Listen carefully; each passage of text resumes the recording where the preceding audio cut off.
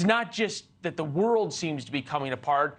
America's economic situation appears to be coming apart. Not the American economy necessarily, but how Americans feel about their own personal economic situation. Live look at the White House. The latest NewsNation Decision Desk HQ polling has more bad news for the president about how people feel about their own personal finances. Kelly Meyer on station with us this morning.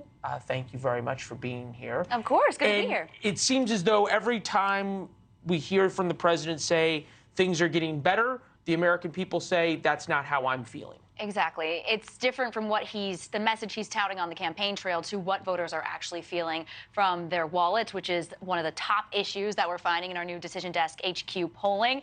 This specifically focused on the top issue for voters, the economy. Take a look at the numbers that we're getting here. Over 58% of voters report living paycheck to paycheck. And when we talk about younger voters, Leland, being frustrated with President Joe Biden over, for example, the war in Gaza, this is something that we're seeing a frustration for with younger voters. 18 to 34 say they are struggling the most financially, 73% living paycheck to paycheck. And take a look even closer, it's Black and Hispanic voters that are experiencing this at higher rates. So these are the exact groups that President Biden wants to win over so badly and that we're seeing former President Trump make his pitch to. It's a little early to digest all of those numbers on there. Do you agree or disagree with the following statement? I am currently living paycheck to paycheck.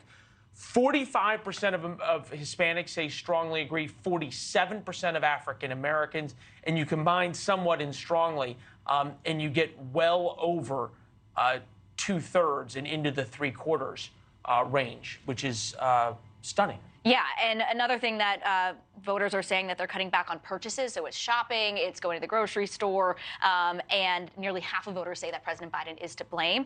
Others followed by Republicans in Congress. So the other thing we're looking at is we were talking about Hispanic voters, younger voters, and also even Republican voters going for Republican independent candidate Robert F. Kennedy Jr. So support for him is highest among young voters. 30% of voters classify the candidate as moderate.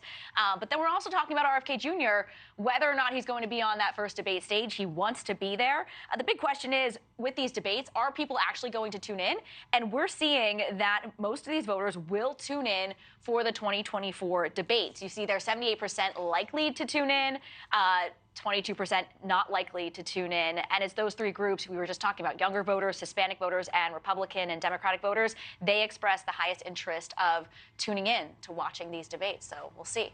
Thanks for watching, everybody. Go to joinnn.com to find NewsNation on your television provider. Also, don't forget to click that red subscribe button below to get more of NewsNation's fact-driven, unbiased coverage.